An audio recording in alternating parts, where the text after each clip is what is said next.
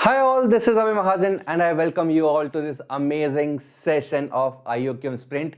आज हम डिस्कस करने वाले हैं सीक्वेंस एंड सीरीज जो कि one of the easiest topics में आता है। हालांकि क्वेश्चंस कभी कभी ऐसे होते हैं कि यार इतनी आसानी से निकलते नहीं है। So guys will be doing some questions of sequence and series in this particular session, but ये थोड़ा सा अनयूजुअल होने वाला है। अब इस तरह के सेशंस को मैं बोलता हूं pause and play sessions.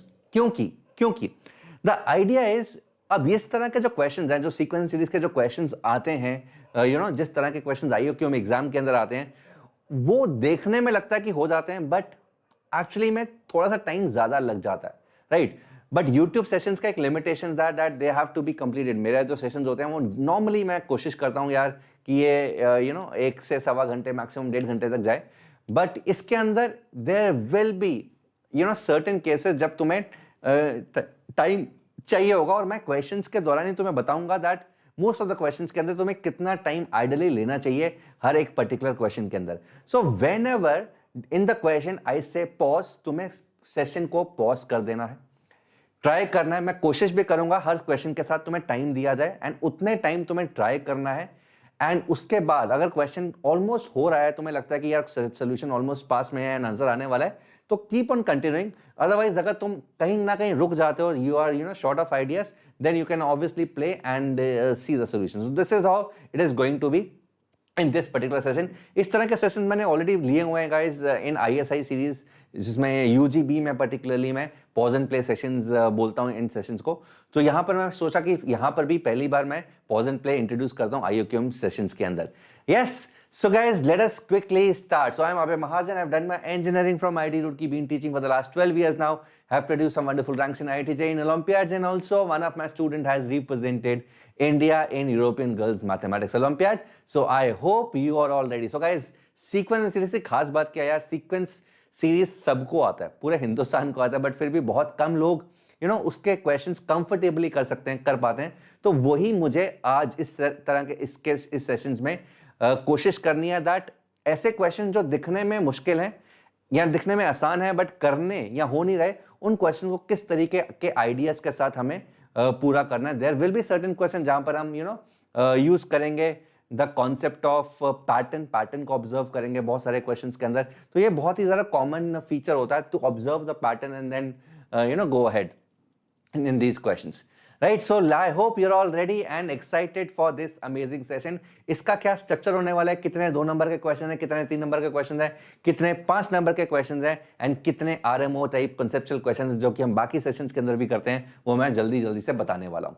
All right guys, so let us get started। शुरू करते हैं आज का session. And again guys, today is the last day of that EdTech Festival जो चल रहा है, जिसमें 50% डिस्काउंट मिल रहा है। उससे के चक्कर में ये जो कोर्स है विच इज 2500 रुपीज में काफी लोगों ने लिया है, आज के टाइम पे दिस इज एट 50% प्राइस, मतलब कि 1388 पे।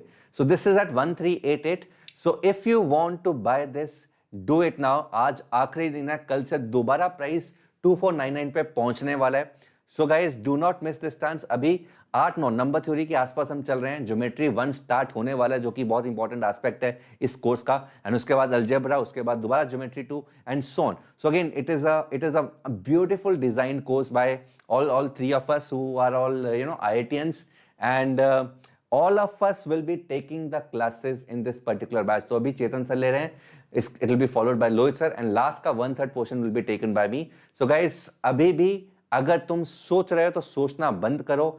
इतने कम प्राइस में ये इतना बढ़िया, देखो ये कोर्स जो है ना, उसका वर्थ इससे बहुत ज्यादा है, इससे बहुत ज्यादा, बिकॉज जो हम पढ़ाने की कोशिश करें, जो हम करवाने की कोशिश करें इस पर्टिकुलर कोर्स के अंदर, that is beyond your imagination.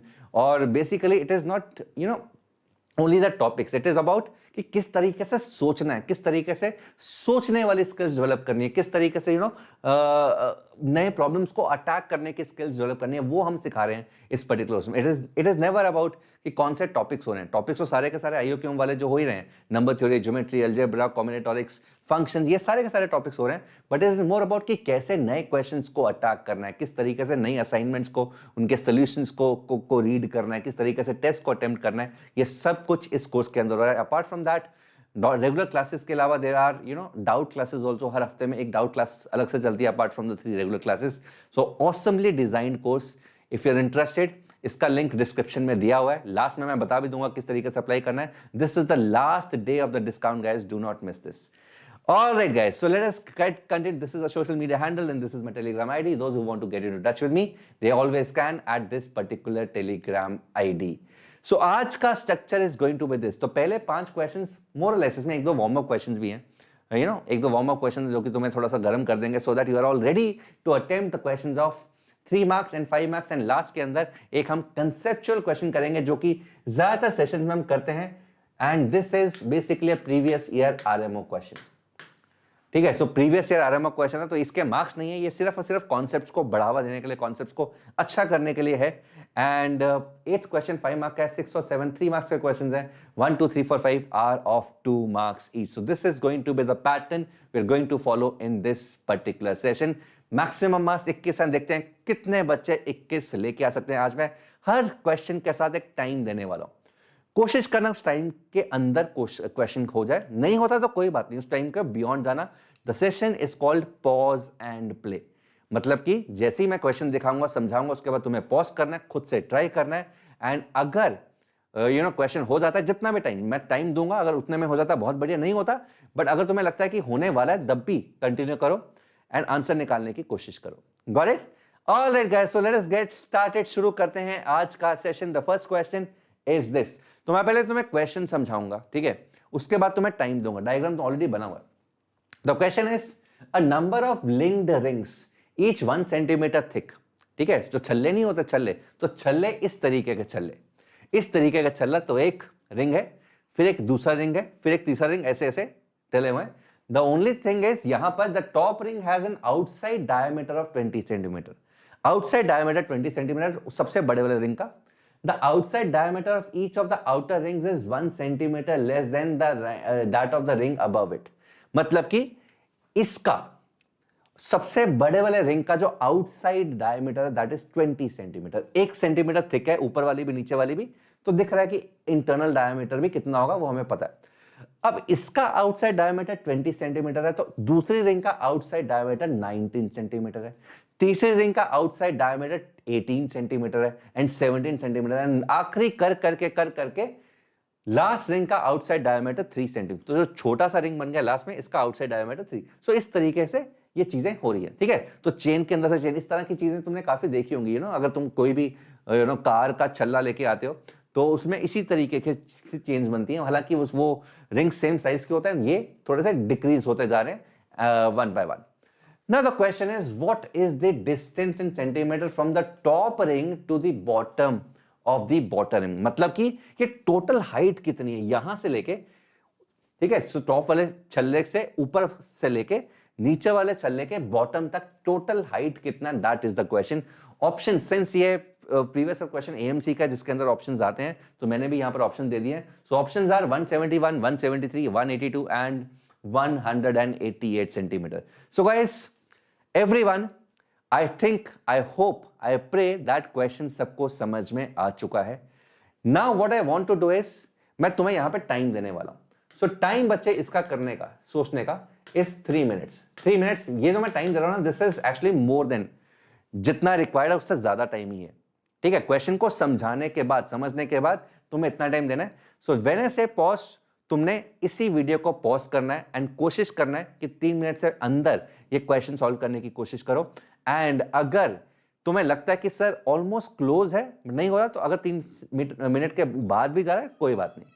अगर तुम्हें लग रहा है कि क्वेश्चन का आंसर बहुत ज्यादा पास में है, कोई बात नहीं, try to go beyond 3 minutes. But अगर तुम्हें लगता है कि सर आइडियाज खत्म हो रहे हैं, I am not sure about, then obviously 3 minute के बाद तुम सोल्यूशन देख सकते हो.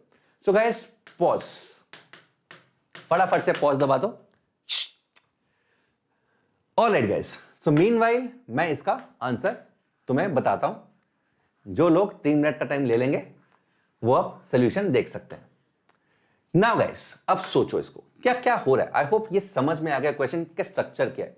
सो यार, एक ये रिंग है एंड यहां पर एक इसका इनर डायमीटर है 1 सेंटीमीटर का. तो 1 सेंटीमीटर का मतलब काफी बढ़िया सी रिंग है. अब यहां पर एक और इसके साथ रिंग अटैच है, कुछ इस तरीके की, इस तरीके की, एंड यहां पर भी इसका भी जो रेडियस है दैट इज 1 सेंटीमीटर थिक है, समझ रहे हो? सो दिस इज, अब सोचो ये आउटर डायमीटर 20 है एंड यहां पर आउटर डायमीटर 19 है, हाइट निकालनी है, हाइट निकालनी है। अब किस तरीके से चेन बनाए, किस तरीके से चेन बनाए? यहां तो करो कि यार ये ऐड करते रहो 20 प्लस 19 प्लस 18, और यहां पर दिख रहा है मुझे कितना ओवरलैप हो रहा है, वो हटाते रहो।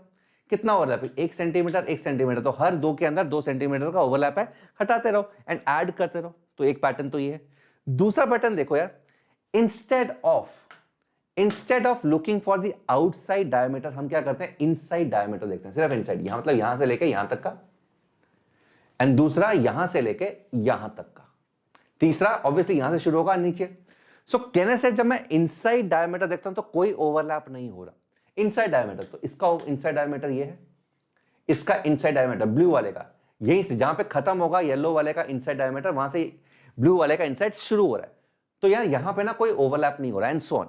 अब inside diameter of the outer ring कितना होगा? 20 - 2 कहना है 18।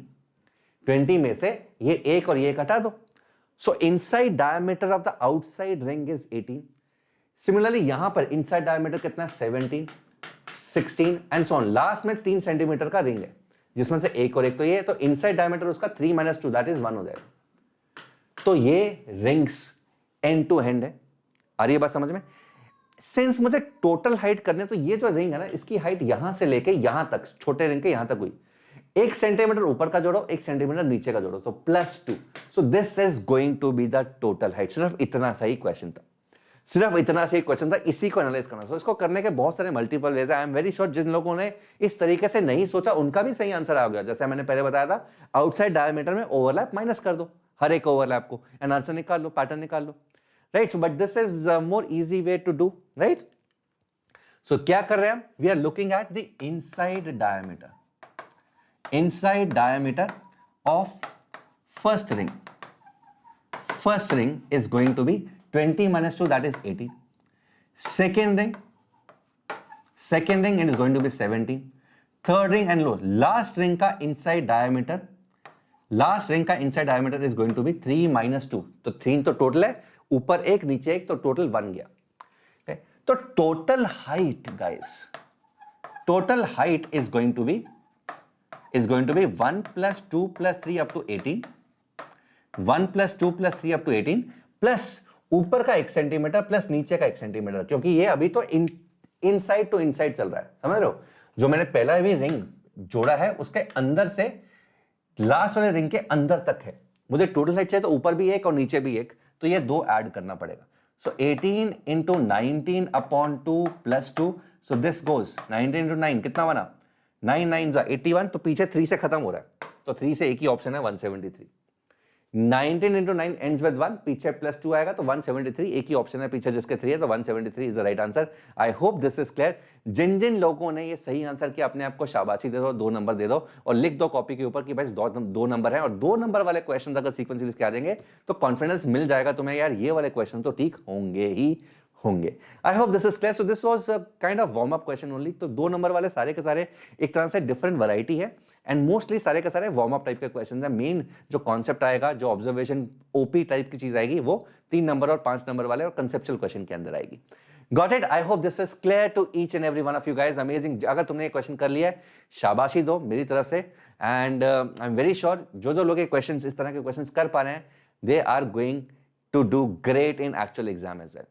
Moving on to the next question, which is this, guys. This is the next question.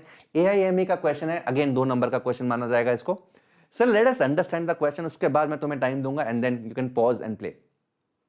The term of a arithmetic sequence add up to 715. मतलब कि लिख लेते हैं साथ साथ में A1, A2, A3 and so on up to AN.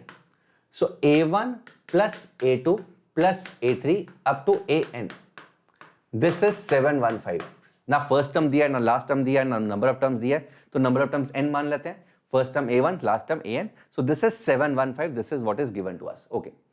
The first term of sequence is increased by 1, तो इसको मैंने +1 से इंक्रीज किया, इसको मैंने +1 से इंक्रीज किया, the second is increase by 3, तो इसको मैंने +3 किया, इसको मैंने +5 किया, एंड इसको मैंने nth ऑड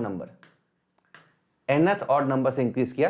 तो गाइस सीक्वेंस क्या हो गया? सीक्वेंस हो गया a1 + 1 plus a2 + 3 plus a3 + 5 and so on up to an plus nth odd number is 2n - 1, nth odd number is 2n - 1, और ये क्या दिया हुआ है? This the terms of new sequence add up to 836। तो एक initial sequence का सम दिया हुआ है, नंबर ऑफ टर्म्स नहीं पता, और जब मैंने फर्स्ट टर्म को 1 से ऐड किया, सेकंड टर्म को 3 से, थर्ड टर्म को थर्ड ऑड नंबर से ऐड किया, फोर्थ टर्म में फोर्थ ऑड नंबर ऐड किया, तो nth टर्म में nth ऑड नंबर ऐड कर दिया, तो ये सीक्वेंस 836 बन गया है। The question is sum of the first term, last term an and middle term, so a middle, ये कितना होगा? This is the question. अब guys this is a very simple question, of kind of warm up only, and I am very sure जो बच्चे basic concept आता है, सम का formula जानते हैं, sum of first add and odd numbers को कैसे ऐड करना ये जानते हैं, वो बहुत जल्दी इसको निकाल लेंगे। तो you have again 3 minutes to answer this question. 3 minutes to answer this question. 3 minute है तुम्हारे पास टाइम इस क्वेश्चन को आंसर करने के लिए। सो फटाफट से pause right away and try to do this. I am very sure बहुत सारे बच्चे इसको आंसर कर देंगे। 3 minutes टू आंसर दिस, फटाफट से। Now guys I am very sure बहुत सारे बच्चों ने इसका आंसर निकाल लिया होगा, एंड लेट्स सी किस तरीके से इसको निकालें। अब गाइस यहां पर देखो, we will use the same thing, a1 + a2 + a3 up to an 715 है, एंड यहां पर क्या हो रहा है? a1 + a2 + a3 up to an तो है ही है, which is 715 plus 1 + 3 + 5 and so on up to n terms. n terms is 836। और मेरे बच्चों ये सबको पता होना चाहिए that sum of first n odd numbers is always equal to n²। तो 715 plus n² is equal to 836, giving us n² as 121, n is equal to 11। n is equal to 11। सो n का नंबर ऑफ टर्म्स यहां से पता लग गई, number of terms तो बहुत 11 है। So what I need to do is, मुझे फाइंड क्या करना है? एक तो फर्स्ट टर्म, एक 11th टर्म, और बीच वाली टर्म a6 होगी। a1 + a11 + a6, this is what I need to find. अब n अगर 11 है बच्चों, तो मैं सीधा इसी इक्वेशन के अंदर n को 11 पुट करूंगा, सम का फॉर्मूला लगाऊंगा। सो जैसे ही मैं यहां पर n को 11 पुट करता हूं, so n/2 11/2 into 2a plus 10d is equal to 715। यहां से कैंसिलेशन हो जाएगा, 11 6 66 55, तो 2 से अगर मैं डिवाइड करूंगा तो a + 5d, यहां से इक्वेशन आ रही है a + 5d is equal to 65 guys. So this is the equation that I got, a + 5d का वैल्यू 65 आ चुका है। This is the only thing that I have. In fact अगर बहुत सारे बच्चे सोचेंगे कि सर एक इक्वेशन यहां से भी आ जाएगी, यहां से सेम इक्वेशन आने वाली है बॉस, यहां से सेम इक्वेशन आने वाली है, you are not going to get anything different from here. Again a + 5d 65 ही आने वाला, this is the only thing that you are getting. तो यहां पर देखते हैं हम, यहां तो फंस गए, a1 + a6 + a11, so can I say a1 is a, a11 is a + 10d and a6 is a + 5d, so a + a, this is 3a + 15d, can I say this is इसका 3 गुना है, तो 3 times a + 5d guys, 3 times a + 5d, so 3 times 65, तो 3 times 65 कितना हुआ? 3 5 15 18 195 should be the right answer. In fact, ये तुम्हारे पास a6 वैसे ही आ गया था, 6th टर्म वैसे ही आ गई थी, और मुझे पता है कि फर्स्ट और लास्ट टर्म का जो सम है that is twice the middle term, तो सीधा 3 times a6, तो ये भी यूज कर सकते थे। एक ही बात है, ये भी यूज कर सकते थे। पहली और आखिरी टर्म का जो सम होता है that is twice the middle term अगर ऑड नंबर ऑफ टर्म्स है। सो a1 + a11 is 2 times a6 + a6 3 times a6, और a6 65 है, सो 195 is the right answer. I am very sure बहुत सारे बच्चे इसका सही आंसर निकाल चुके होंगे 3 मिनट के अंदर। अगर कोई बात नहीं, अगर 3 मिनट से ज्यादा लगा, 4 मिनट 5 मिनट लगा, बट तुम्हारा सही आंसर आ गया, that is also fine, because ये मैं बहुत बार बोल चुका हूं दैट जो पेपर को तुम प्रिपेयर कर रहे हो ना, जिस पेपर के लिए, that is the one of the toughest examinations in India at this level, toughest exam है। द फैक्ट दैट तुम प्रिपेयर करो, तुम ऑलरेडी गैस मेरी आंखों में विनर्स हो। 3 मिनट 4 मिनट 5 मिनट तो यार छोटी चीजें, ठीक है। सो अगर आंसर निकल गया, बहुत अमेजिंग, चाहे आंसर 3 मिनट में निकला हो, चाहे 4 में, चाहे 5 मिनट में। अगर 3 मिनट निकला है बहुत ही बढ़िया, 4 या 5 में निकला है कोई बात नहीं, और मेहनत करेंगे और इस टाइम को कम करने की कोशिश करेंगे। आंसर्स तो निकल रहे हैं, टाइम ज्यादा मिल रहा है कोई बात नहीं, उसको भी धीरे धीरे कम करेंगे, बहुत टाइम है हमारे पास। I hope this is clear guys. So 195 is the right answer. I am very sure बहुत सारे बच्चों ने इसका सही आंसर निकाला होगा। जिन्होंने निकाला अपने लिए तालियां मार दें, अपने आप को शाबाशी दे दें एंड +2 लिख के अगले क्वेश्चन पे आ जाएं, which is this. This is a kind of super easy. Super easy. मुझे पता भी नहीं मैंने इसलिए क्यों दे दिया, बट कोई बात नहीं, दे दिया तो दे दिया। किसी एग्जाम का नहीं है बट मुझे अच्छा लगा, सो आई थॉट कि यार इस तरह के क्वेश्चंस काफी कंफ्यूज करते हैं बच्चों को, तो दे देना चाहिए। इसको करने का guys you have 2 minutes. Maggi, ठीक है, तो जितनी देर में Maggi on paper officially advertisements में बनती है उतनी देर तुम्हारे पास टाइम है इसका आंसर सही निकालने का। Find the last 2 digits of the sum 1 plus 11 plus 111 plus 1111 and so on up to 111 up to 2014 digits. मुझे पता नहीं कि मैं ये क्वेश्चन क्यों दे रहा हूं, because this is super easy. So guys, pause. All right guys. So देखते हैं कितने लोगों ने सही आंसर किया। वेरी श्योर बहुत सारे बच्चों ने इसका सही आंसर किया होगा, बिकॉज इस क्वेश्चन के अंदर ऐसा कुछ है नहीं। क्यों दिया मुझे पता नहीं, बट अगेन मन किया तो दे दिया यार, सिंपल सी बात है। So will not waste much time है, तो बहुत सिंपल सी बात है यार। इसको अगर मैं डिक्रीजिंग ऑर्डर में लिखूं, जिस तरह से सम निकालते वैसे लिखूं, सो 1 1 1 1 1 2014 डिजिट्स। अगर ऐड करना है तो अगला डिजिट यहां से शुरू होगा 1 1 1 and so on up to 1। This is 1 1 1 with second last term ये होगी। थर्ड लास्ट टर्म कुछ ऐसा होगा, यहां से शुरू होगा 1 1 1 up to 1। Fourth last term कहने से कुछ ऐसा होगा 1 1 1 अप टू 1 एंड सिमिलरली, ठीक है, first term, second term, third term, fourth term, पांचवा टर्म मैं ऐसे करता हूं आगे जाके 1 1 लिख देता हूं एंड आखिरी टर्म गाइस, आखिरी टर्म दूसरे पेन से लिखता हूं which is 1। This is the last term, this is the last term. ये टोटल 2014 नंबर्स है, मानते हो? Total of 2014 numbers. तो अगेन पहले नंबर में 1 था, दूसरे नंबर में 2 वंस थे, तीसरे नंबर में 3 वंस थे, सो आखिरी नंबर में अगर 2014 वंस है तो टोटल ऑफ 2014 नंबर्स आ जाए। रंग बिरंगा है, रेनबो बन गया तुम्हारे सामने। सो यार बहुत सिंपल सी बात है, जिस तरीके से एडिशन तुमने सीखा था बचपन में सेकंड क्लास के अंदर, वही करना है, कैरी फॉरवर्ड, एग्जैक्टली वही चीज। आई डोंट नो कि मैंने क्यों दिया, बट दे दिया, तो आई एम वेरी श्योर बहुत सारे बच्चों का सही आंसर आ गया होगा। सो 1 + 1 + 1 कितने टाइम्स? 2014 टाइम्स। तो गाइज इसका सम 2014 आएगा, 2014। इसमें हम क्या करते हैं, 4 यहां पे कैरी फॉरवर्ड, 4 यहां पे अंदर, सॉरी 4 यहां पर, एंड यहां पर सेकेंड डिजिट में 2001 कैरी फॉरवर्ड, 201 कैरी फॉरवर्ड। अगर दिख नहीं रहा तो मैं यहां पे अलग पेन से लिख रहा हूं, 201 is carried forward, 201 carried forward. तो अब यहां पर कितने डिजिट्स हैं? कहने से लास्ट को छोड़ के बाकी सारे डिजिट्स हैं, तो लास्ट को छोड़ दो तो बाकी सब कहने से 2013 टर्म्स हैं एंड इसमें 2001 कैरिड फॉरवर्ड है। सो 4 1 2 2, सो 2 2 1 4, तो यहां से भी 4 आएगा और आगे जाके क्या कैरी फॉरवर्ड हो जाएगा? 2 2 1 will get carried forward, 2 2 1 will get carried forward to the 100th term.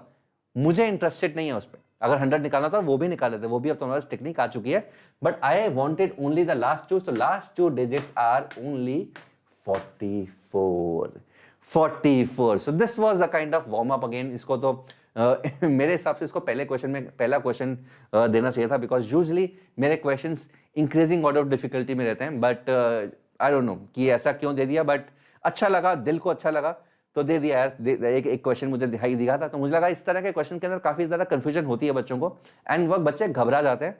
So this is just to show you that यार कई क्वेश्चन बहुत ही सिंपल होते हैं। ऐसे तुमने पिछले साल के भी जो IUQM का एग्जाम है वहां पर भी देखा होगा, there were certain questions of particularly 2 marks which are way too easy. तो यार कम से कम उनको तो करना ही है बॉस, उनको तो अमेजिंग तरीके से सारे के सारे नंबर लेके आने हैं उन 2 नंबर के क्वेश्चंस के अंदर। ये हमारा हमेशा से टारगेट रहना चाहिए। So 44 is the right answer. I hope this is done. Question number 3, 44 is the right answer and done. Moving on to question number 4, guys. Okay, this is kind of observation OP.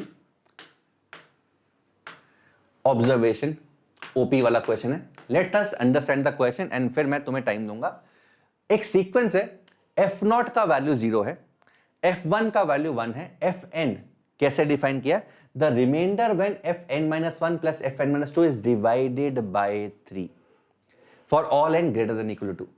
So Fn किस तरीके से define किया? Reminder when Fn-1 plus Fn-2, मतलब पिछले दो numbers का सम 3 से divide करके जो रिमाइंडर आएगा वो Fn होगा for all n greater than equal to. तो सीक्वेंस क्या है? तो पहला डिजिट था 0, फिर है 1। अब F2 जो होगा, F2 होगा सेकंड, यहां पे third term, basically third term क्या होगा? Basically F0 plus F1, F1 plus F2 का remainder when it is divided by 3। तो 0 प्लस 1 इज 1, 1 को जब मैं 3 से डिवाइड करूंगा रिमाइंडर तो 1 है, तो थर्ड टर्म ही है। अगली टर्म कौन सी होगी? पिछली दो टर्म्स का सम है 2, 2 को जब मैं 3 से डिवाइड करूंगा रिमाइंडर है 2, तो अगली टर्म 2 होगी।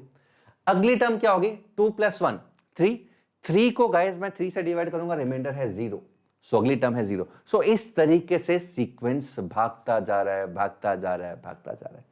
हमें क्या करना? The question is what is f of 2017 plus f of 2018 plus 19 plus 20 21 22 23 plus f of 2024। इसका वैल्यू निकालना है। You have exactly 3 minutes to answer this. Again बच्चे, जो मैं टाइम दे रहा हूं, प्लीज अंडरस्टैंड दैट ये टाइम जो है ये आइडली ज्यादा टाइम है, जितना टाइम में तुम्हें करना चाहिए इस लेवल पे, इस स्टेज पे, उससे ज्यादा टाइम है। बट डोंट वरी, अगर तुम 3 मिनट से ज्यादा भी ले रहे हो, it is perfectly fine because we have a lot of time now. अगर आंसर निकल जाता ना, वो सबसे पहली चीज है कि आंसर निकले। टाइम को कम विद टाइम हो जाएगा, टाइम को कम कर लेंगे with time, don't worry about this. Answer निकलना इज द मेन प्रायोरिटी। तो लग जाओ, पॉज।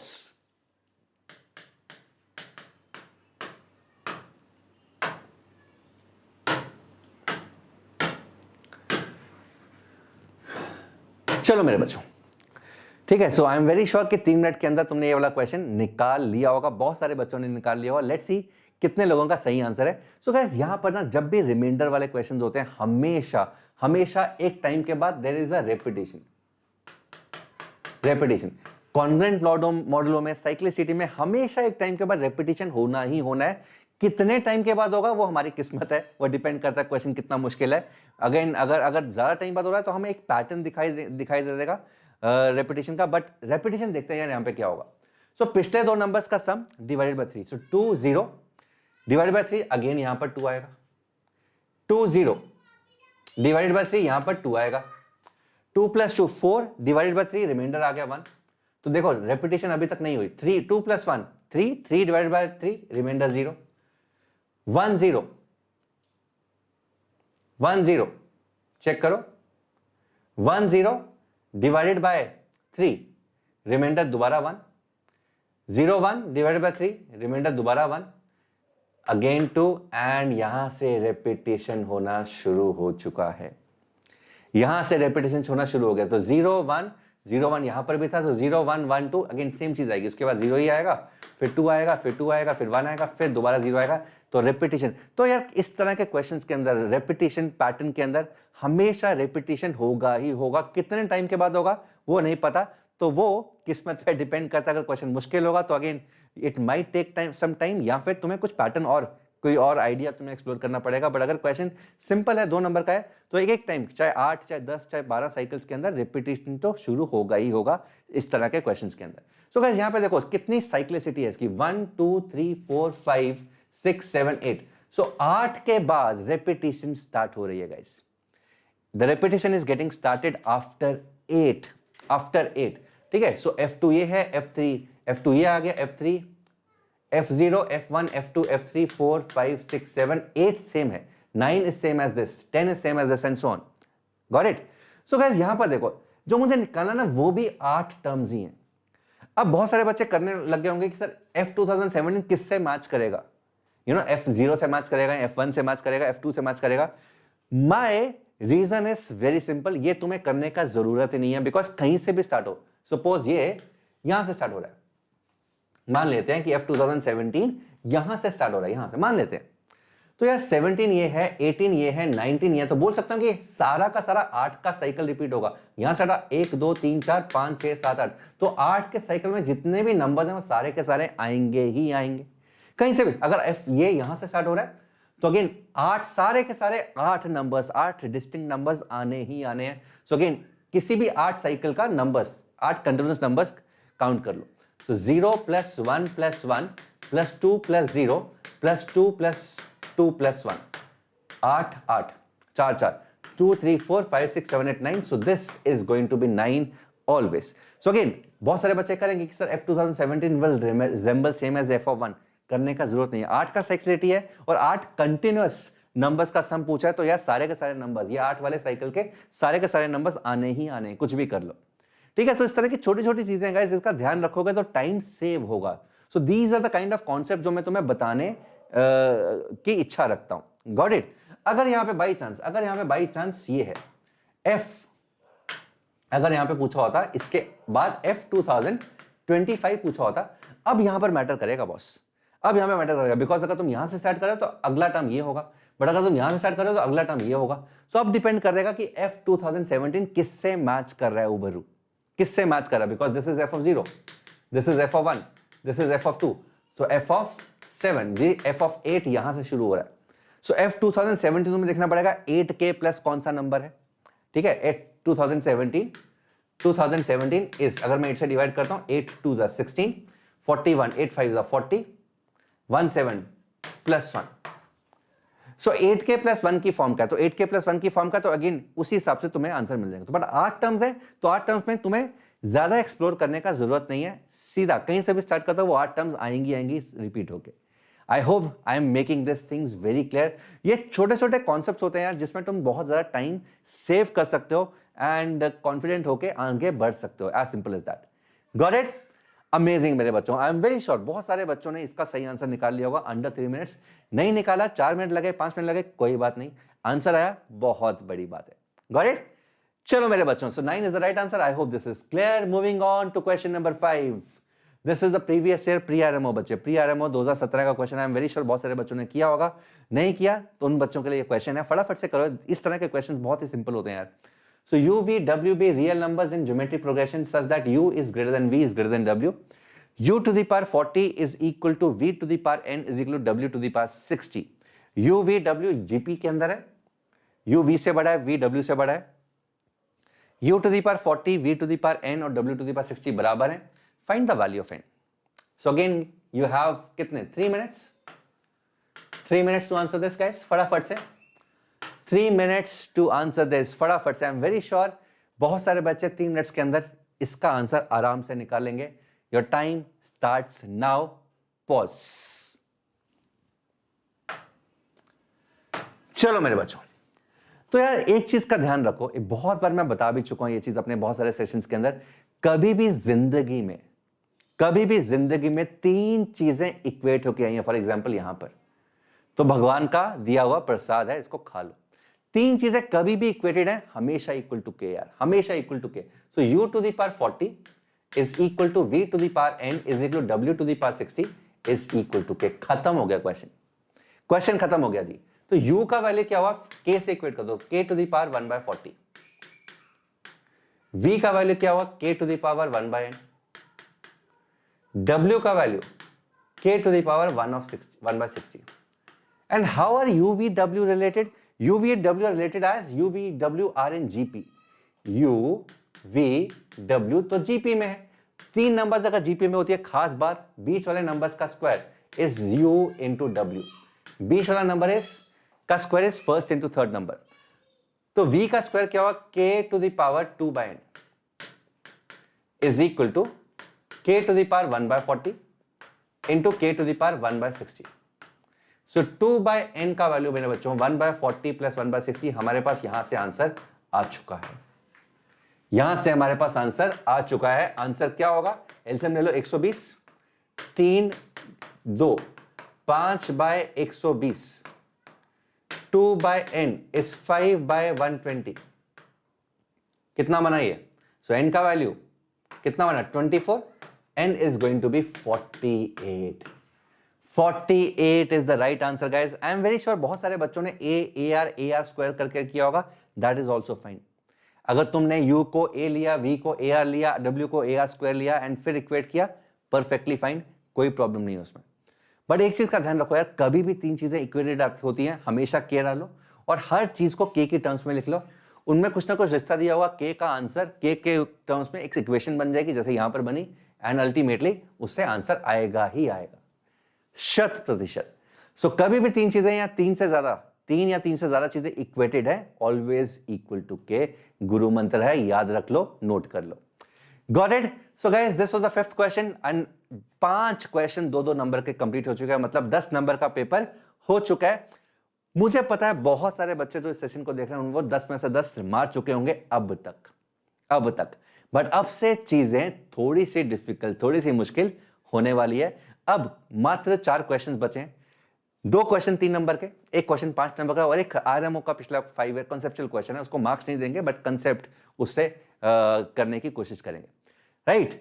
चलो मेरे बच्चों, आई एम वेरी श्योर बहुत सारे बच्चों ने इतना सही नहीं किया होगा, 2 नंबर या 4 नंबर या 6 नंबर या 8 नंबर होंगे, कोई बात नहीं बच्चे, घबराने की जरूरत नहीं है, अभी बहुत टाइम है यार। मैंने हमेशा बोलता हूं IUQM जिस एग्जाम के लिए तुम प्रिपेयर कर रहे हो, that is one of the most difficult examinations in present times. The fact that तुमने इस एग्जाम को चूज किया कि मतलब मैं इस एग्जाम की तैयारी कर रहा हूं, तुम ऑलरेडी विनर्स बन चुके हो मेरी नजरों में और दुनिया की नजरों में। अब सीखना है यार, सीखो, कॉन्सेप्ट सीखो, क्वेश्चंस किस तरीके से अटैक करने हैं वो सीखो, नए क्वेश्चंस किस तरीके से आएंगे उनके कॉन्सेप्ट्स, उनके आइडियाज सीखो, और ये आइडियाज IUQM में यूज होंगे। आगे जितने भी कॉम्पिटिटिव एग्जाम्स है like KVPY, ISI, JEE maths, JEE advance maths, JEE mains maths, सब में यूज होने वाला है। So this is actually going to benefit you 4 years, 5 years, 3 years down the line, and तुम मुझसे दुआ देने वाले हो, गॉट इट? दुआ देने वाले हो। चलो मेरे बच्चों आगे बढ़ते हैं क्वेश्चन नंबर 6 पे। अगला क्वेश्चन है गाइस 3 मार्क्स का। क्वेश्चन समझाऊंगा मैं पहले, उसके बाद टाइम दूंगा, उसके बाद पॉज करोगे, उसके बाद इसको डिस्कस करेंगे। 2 non-decreasing sequence of non-negative integers। 2 non-decreasing मतलब डिक्रीज नहीं हो रहा, या तो सेम है या फिर बढ़ रहा है, सेम या फिर बढ़ रहा है। सो 2 सीक्वेंस है नॉन डिक्रीज, दोनों ही सेम है या बढ़ रही है, कम नहीं हो रही, ठीक है। हैव डिफरेंट फर्स्ट टर्म्स, अच्छा दोनों की फर्स्ट टर्म्स भी अलग है, डन है जी। Each sequence has a property that each term beginning with the third term is sum of the previous 2 terms। so कहीं ना कहीं Fibonacci type of sequence, Fibonacci sequence नहीं है बिकॉज फिबोनाची फिक्स होता है 0 1 0 1 एंड 1 2 इस तरीके से। तो this is Fibonacci type sequence, आ रही बात समझ? This is not Fibonacci but उसी टाइप का है, कोई भी term is sum of previous 2 terms, done है। And the 7th term of each sequence is n, दोनों का 7th टर्म सेम है, आ रही बात समझ में? सो this is N amazing question guys, amazing question. The smallest possible value of n is n। अच्छा, तो 7th टर्म दोनों का सेम है, तो हो सकता है कि बहुत सारी पॉसिबल वैल्यूज हो कैपिटल N की, तो स्मॉलेस्ट सबसे छोटा वैल्यू जो कैपिटल 7th टर्म का है ना, वो दैट इज n। तो what is half of n? n/2 का वैल्यू बताना है। Amazing question guys, this is N amazing question. इसके लिए गाइस, इसके लिए मैं तुम्हें कितना टाइम दूं? इसके लिए मैं तुम्हें 7 मिनट्स दूंगा। अगेन 7 मिनट्स बहुत ज्यादा मुझे पता है, बट दिस इज, मैं जो भी टाइम दे रहा हूं, लिख रहा हूं बोर्ड के ऊपर, this is on the higher side only, higher side है, मैक्सिमम इतना है। कोई बात नहीं, अगर तुम्हें लगता है कि 7 मिनट के बाद भी तुम्हें और टाइम चाहिए, टेक योर टाइम। अगर तुम्हें लगता है कि सर आइडिया पता लग गया है, 7 मिनट निकल चुके हैं, तब भी टाइम लो, आंसर निकालने की कोशिश करो। It is not bounded, you are not bounded by this time, ठीक है। ये तो मेरी तरफ से वैसी रेफरेंस है कि यार इतने टाइम के बीच में क्वेश्चन करने की कोशिश करो। Now your time starts now, everyone pause the video guys. चलो, सो गाइस अगर ये देख लिया है, कर लिया, एक बार ट्राई कर लिया, तो बहुत बढ़िया। आई एम वेरी श्योर कई लोग तो आंसर निकाल चुके होंगे एंड कई लोग नहीं भी निकाल चुके होंगे, बट काफी क्लोज आ चुके होंगे। लेट्स सी कितने लोग पास आए।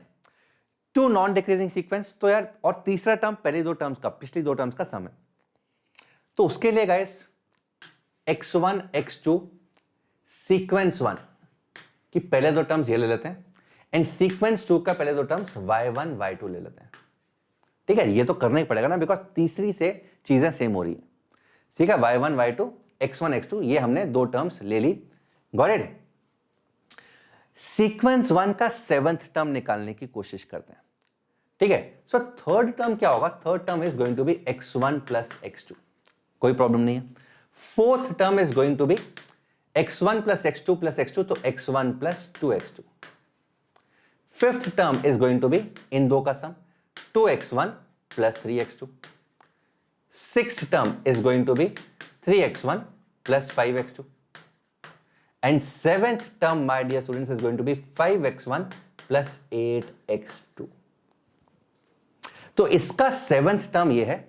सो बहुत ऑब्वियसली बात है कि यार जो सेकंड सीक्वेंस है ना उसका भी सेवेंथ टर्म जो होगा, seventh term that is going to be 5y1 plus 8y2. 5y1 plus 8y2. 5y1 plus 8y2. तो इसका भी सेवेंथ टर्म ये होने वाला है. And as per the question ये दोनों बराबर हैं. पहली चीज तो ये है.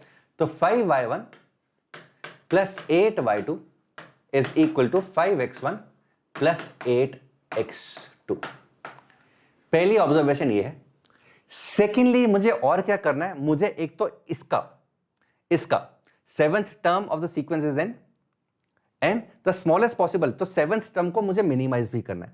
तो इसको मुझे मिनिमाइज भी करने की कोशिश करनी है at the same time. Seventh term को मुझे मिनिमाइज करने की भी कोशिश करनी है. सेवन टर्म तो ये है, दोनों का सेवन टर्म बराबर है एंड इसको मिनिमाइज करने की भी कोशिश करनी है. तो मिनिमाइज देखते हैं किस तरीके से होगा. तो गाइस वन एक तो यहां पर है कि सारे के सारे इंटीजर्स हैं, x1 y1 x2 y2 सारे के सारे नॉन नेगेटिव इंटीजर्स हैं. ठीक है, नॉन नेगेटिव मतलब जीरो हो सकता है. अब यहां पे एक चीज जो मुझे दिखाई देती है वो ये दिखाई दे रही है that 5 times y1 minus x1 is equal to 8 times x2 minus y2. एक तो ये आ गया. सो ये मैं बोल सकता हूं कि right hand side is a multiple of 8. Right hand side is a multiple 8. तो लेफ्ट हैंड साइड भी 8 का मल्टीपल होना पड़ेगा. So basically this x1 is same as y1 mod 8. Basically x1 minus y1 और y1 minus x1 should be a multiple of 8. ठीक है, तो right hand side अगर 8 का मल्टीपल है, लेफ्ट हैंड साइड भी 8 का मल्टीपल. यहां तो 5 है तो y1 माइनस x1 डेफिनेटली 8 का मल्टीपल होगा. अब y1 माइनस x1 अगर 8 का मल्टीपल है तो y1 और x1 दोनों सेम रिमाइंडर्स देंगे जब हम 8 से डिवाइड करेंगे. दिस इज वन थिंग जो हमारे दिमाग में आ रही है. और कैसे यहां पे नंबर थ्योरी अप्लाई कर सकते हैं, किस तरीके से. मुझे क्या करना है, इसको मिनिमाइज करना है यार, इसको मिनिमाइज करना. अब x1 पहला टर्म है तो ऑब्वियसली बात है यार x1 को minimise 5x1 plus 8x2. x2 दूसरी टर्म है, पहली टर्म तो नॉन नेगेटिव है. तो मिनिमाइज करने के लिए x1 को जीरो करना पड़ेगा. देखते हैं जीरो से कुछ बन रहा है नहीं बन रहा. x1 को जीरो करते हैं. x1 अगर जीरो है, ठीक है, मिनिमम x1 को जीरो कर दिया. x1 अगर जीरो है तो मुझे पता है कि x1 इज y1 mod 8 मतलब x1 minus x1 y1 is divisible by 8. Also guys in दोनों के जो फर्स्ट टर्म्स है ना वो दोनों अलग अलग है. Each sequence have different first terms. अगर x1 is 0 mod 8 तो obviously y1 is 0 mod 8. So can I say y1 का minimum value has to be 8 only. x1 is 0 तो x1 is a multiple of 8. इसका मतलब y1 should also be a multiple of 8. Multiple of क्या है, 0 है, 8 है, 16 है, 32 है, 64 है एंड सो ऑन 48 है. मिनिमम करना है मुझे y1 x1 x2 मिनिमम करना है. सिमिलरली y1 y2 भी मिनिमम करना है. तो y1 का minimum value is going to be 8 only. So y1 का मिनिमम 8 है. डन है जी. अगर y1 8 है, y2 पे चलते हैं. अब y2 मुझे सेवंथ टर्म को मिनिमम करना है तो y1 का वैल्यू तो मिनिमम 8 आ गया. y2 के लिए क्या करना पड़ेगा. अब कैन आई से that since this is a non-decreasing, decrease नहीं कर रहा, कांस्टेंट तो हो सकता है. तो y2 को भी मिनिमम 8 मान लो. देखते हैं क्या हो रहा है. अच्छा यहां पर सेम चीज यहां पर नहीं अप्लाई कर सकता कि x1 0 x2 0, x1 भी 0 x2 भी 0 तो सारी सीक्वेंस ही 0 हो जाएगी. तो यहां पे x2 के बारे में मुझे पास कोई आइडिया नहीं था. तो यहां पे मैंने इसलिए x2 के साथ अप्रोच करना सही नहीं समझा because I don't have any idea about x2. x1 तो 0 है, x2 0 नहीं है ये पक्का पता है. बिकॉज x2 भी अगर 0 हो गया तो सारी की सारी सीक्वेंस 0 0 0 0 हो जाएगी which doesn't make sense. So I had no idea about x2. तो इसलिए मैंने y1 पे चला. y1 मिनिमम 8 होगा अगर x1 0 है क्योंकि मैं मिनिमाइज कर रहा हूं. y2 भी 8 होगा मिनिमम 8 होगा. सो अगर y1 8 है और y2 8 है सो कैन आई से ये जो सीक्वेंस है सेवेंथ 5 इंटू 8 प्लस 8 इंटू 8 हो जाएगा. That is 13 into 8. 144, 13 into 8 which is 144, नहीं गलत हो गया भाई, 144 कहां से हो गया, वो तो 16 into 8 होता है. This is 104. 104. So can I say this is the minimum value of seventh term? इससे छोटा नहीं हो सकता, इससे छोटा नहीं हो सकता. So minimum value of seventh term is 104. मुझे n by 2 चाहिए, तो n by 2 is going to be 52.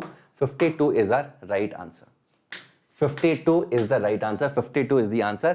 And this was an awesome, बहुत ही brilliant question था, बहुत ही मजेदार question था. And I hope this is clear to everyone. I hope this is clear to everyone. So guys, यहाँ पर देखो, यहाँ से x2 का वैल्यू भी आ जाएगा, x2 का वैल्यू भी आ जाएगा. तो हमने क्या किया यहाँ पे, हमने यहाँ पे क्या किया, 5 into 0, यहाँ पे x1 को 0 पुट किया, 5 into 0, x1 को 0 पुट कर दो, यहाँ पे x1 को 0 पुट कर दिया, तो 5 into एंड y1 का मिनिमम वैल्यू 8 हमने निकाल चुके थे, y1 का minimum value 8 is equal to 8x2. So x2 का वैल्यू 5 आ गया, x2 का वैल्यू 5 आ गया. तो यार ये सीक्वेंस 05 से शुरू करो, 05 से शुरू करो, यहां पे 88 से शुरू करो, दोनों का सेवंथ टर्म सेम आएगा, चेक करके देख लो. यहां पे 5 हो गया, यहां 10 हो गया, यहां 15 हो गया, यहां 25 हो गया, यहां पर 40 हो गया, कितना हो गया, 1 2 3 4 5 6 7, यहां पर भी सेम आएगा, 16 24 16 24, ये है ना, एक मिनट, एंड यहां पर 40. कुछ तो गड़बड़ हुआ, कुछ तो गड़बड़ हुआ.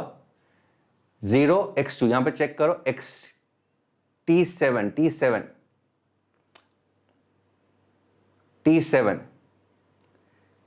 5y1 plus 8y2 t7 104 आया, 104 आया. And x2, sorry, x2 is not 5, x2 का वैल्यू कितना होगा, 8 2s are 10, 8 1s are 8, 13, ये 13 आएगा, ये 13 आएगा x2 का वैल्यू. यहां से कैसे गड़बड़ हो रहा था, ये दोनों सेम था, तो y1 का वैल्यू 8, y2 का वैल्यू भी 8, अच्छा यहां पर भी 8 होना चाहिए ना, 8 into 8, सो x2 का वैल्यू 13 आएगा, तो यहां गड़बड़ थी, तो गया यहां पर अब तुम 13 लेके चेक करोगे, सेवेंथ टर्म दोनों की सेम आएगी, 13, फिर यहां पर दोबारा 13, फिर 26, फिर 39, फिर यहां पे 5 65, 1 2 3 4 5 6, एंड यहां पे आखिरी टर्म आ जाएगी 4 104. यहां पर भी सेम चीज, 8 8 16 24 40 64 एंड 104, ये 7 टर्म सेम आ रही है, और मिनिमम इससे छोटी नहीं हो सकती, बिकॉज यहां पर x1 को मिनिमम लिया हुआ है, x1 को मिनिमम, y1 को मिनिमम पॉसिबल लिया हुआ है by this proof. Got it everyone? This was an awesome question. I hope you've enjoyed this question. समझ में आया, मजा आया, लाइक करना मत भूलना यार, क्योंकि इस तरह के क्वेश्चंस जो मैं प्रैक्टिस कर रहा हूँ, इस तरह के क्वेश्चंस ही आते हैं. देखो हर क्वेश्चन के, हर कॉन्सेप्ट के अंदर ना वो कहीं ना कहीं से नंबर थ्योरी जोड़ने की कोशिश करता है, चाहे वो कॉम्बिनेटोरिक्स हो, चाहे नंबर थ्योरी तो होता ही है, ज्योमेट्री में भी कभी कभी, एंड सीक्वेंस में भी कभी कभी, क्वाड्रेटिक में तो वैसे ही करता है. सो हर चीज में वो नंबर थ्योरी घिसाने की कोशिश करता है. तो ये एग्जैक्टली वैसे ही क्वेश्चन था जो आजकल IUQM के अंदर, प्री RMO के अंदर आते हैं. Got it everyone? So 52 was the right answer and this was an awesome question guys. I'm very sure कई बच्चों ने तो इसका आंसर निकाला ही होगा. अपने आप को शाबाशी दो. नहीं हुआ कोई बात नहीं, this was a tougher one, don't worry, अगले क्वेश्चन पे कंसंट्रेट करते हैं. Moving on to the next question guys, let's see. This is an easy one. ये क्लास 11th का बहुत ही सिंपल सा क्वेश्चन है. एंड सीक्वेंस क्वेश्चन क्या है, A1 A2 A3 A4 is an arithmetic progression. A1 is positive and 3A8 is 5 times A13. 3 times 8th term is 5 times the 13th term. Sn and A1 plus A2 plus A3 up to An for all integers greater than or equal to 1. Find the integer n such that Sn has the maximum value. So again guys, इसको करने में ज़्यादा time नहीं लगेगा. Again I'll give you कितने 4 minutes. 4 minutes to answer this. ठीक है? So pause right away. Pause right away. 4 minute से ज़्यादा नहीं लगना चाहिए.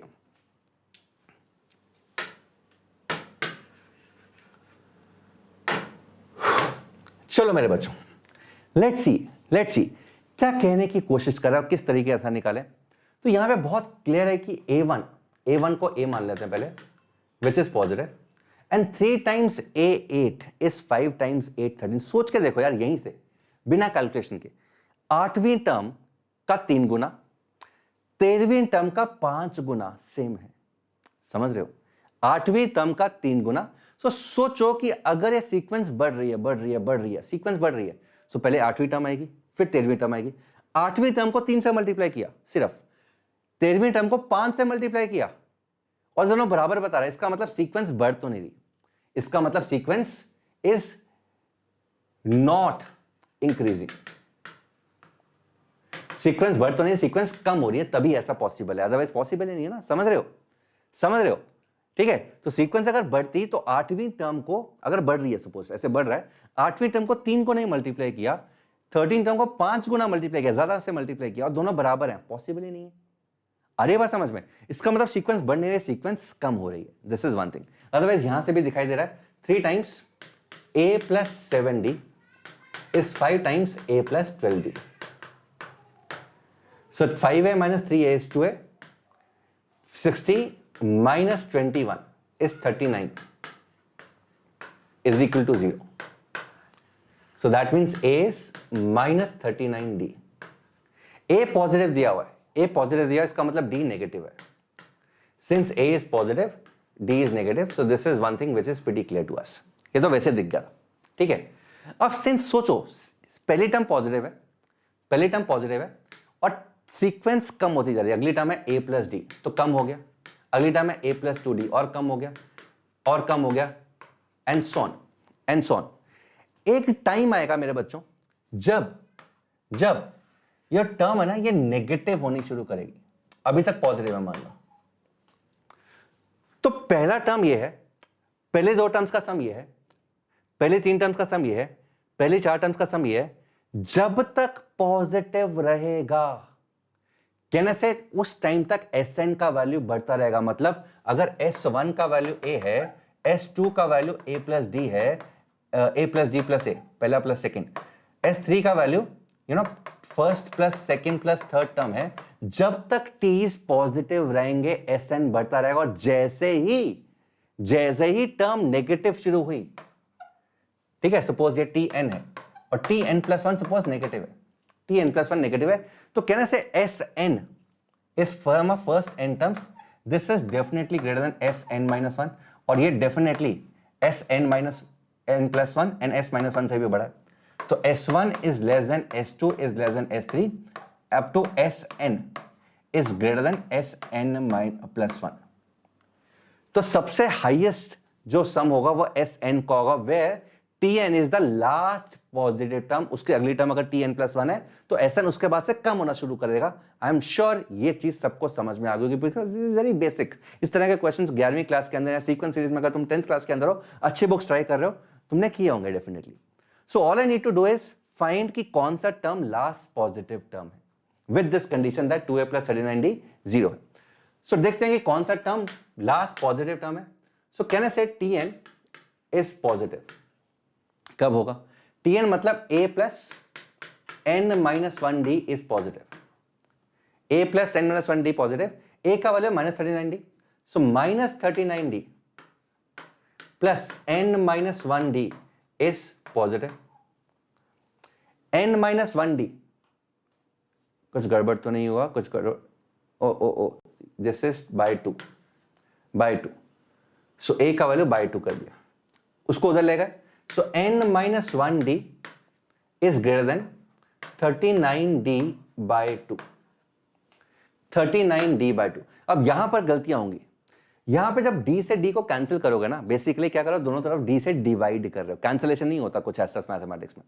जब कैंसिल करो मतलब दोनों तरफ d से डिवाइड करो. d है नेगेटिव, तो नेगेटिव नंबर से जब डिवाइड करोगे तो साइन हमेशा चेंज होता है, ये ध्यान रखना. सो इसके बाद जो चीज बनेगी वो ये बनेगी, n minus 1 is less then 39 by 2 which is 19.5. So n is less then 20.5. n का वैल्यू 20.5 से छोटा है और n इंटीजर है. सो कहने से n is definitely less than और इक्वल टू 20. इसका मतलब इंटीजर जो n है such that Sn is the maximum value, that is 20 and 20 is the right answer. So this was a pretty easy one and बहुत सारे ऐसे simple questions भी 3 number के अंदर आ जाते हैं। हमने देखा पिछली बार ऐसे बहुत सारे क्वेश्चन जो 3 नंबर के अंदर थे एंड आसान थे, डुएबल क्वेश्चंस थे। सो n is less than or equal to 20 is the right answer. I hope this is clear to each and every one of you. Amazing मेरे बच्चों, बहुत बढ़िया बहुत बढ़िया। Moving on to the next question guys. This question is of 5 marks. This question is of 5 marks. Let's see कितने लोग अगले 5 number लेके आते हैं। So sequence series का question 5 नंबर का, again based on observation OP guys. Observation OP. Question को समझा देता हूं, फिर पॉज करवाऊंगा और फिर टाइम दूंगा। For each positive integer n greater than or equal to 1, we define the recursive sequence by a n plus 1 is equal to 1 upon 1 plus a n. So a n plus 1 किस तरीके से define किया है? 1 upon 1 plus a n.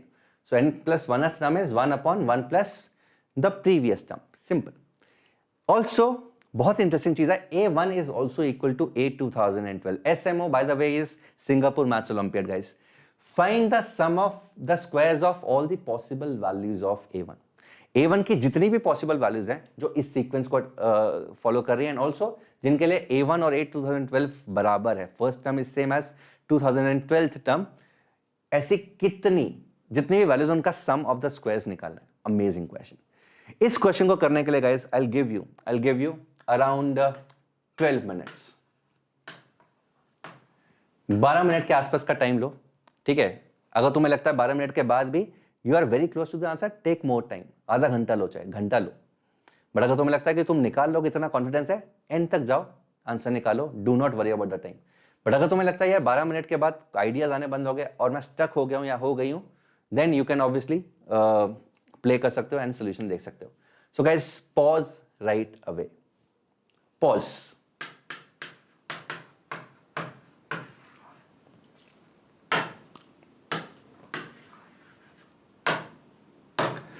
चलो मेरे बच्चों, let's see. सो यार इस तरह के क्वेश्चन के अंदर क्या करना होता है, we need to see the pattern बनाना, फॉर्म बनानी है and so on. So let's see, a1 का वैल्यू a मान लेते हैं, पहली टर्म a। a2 का वैल्यू कितना होगा? 1 upon 1 plus a, 1 upon 1 plus a। a3 क्या होगा? a3 क्या होगा? 1 upon 1 plus a2, 1 upon 1 plus a। तो यार ये क्या हुआ? 1 plus a upon 2 plus a, 1 plus a upon 2 plus a, ये हुआ A3।